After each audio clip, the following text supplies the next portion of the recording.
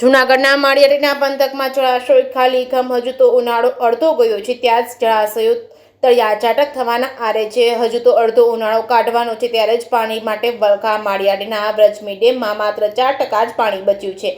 આ ડેમની વાત કરીએ તો આ વ્રજમી ડેમ છે 6-7 ગામોને પાણી પૂરું પાડે છે, પરંતુ હાલ ઉનાળાની શરૂઆત થતાની સાથે જ વ્રજમી ડેમ તળિયા ઝાટક થવાના આરે છે। માત્ર 4% પાણી બચ્યું છે, જ્યારે માળિયાટીના પંથકના 4 થી 5 ગામોને પાણી પૂરું પાડતો ભાખરવડ ડેમમાં માત્ર 12% પાણી છે અને આ જળાશય પણ ખાલી થવાના આરે પહોંચી ગયા છે। પરંતુ આ બંને જળાશયમાં પાણી ખૂટશે પછી શું થાય તે તો હવે આવનારો સમય જ બતાવશે કે શું થશે।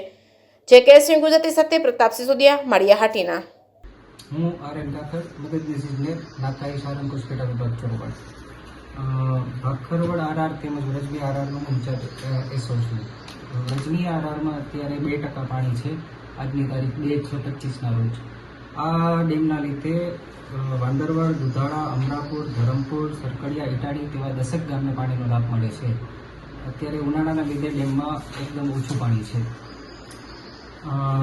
વાત કરીએ તો ભાખરવડ આરઆર યોજના, ભાખરવડ આરઆર યોજનામાં અત્યારે 11% પાણી અવેલેબલ છે।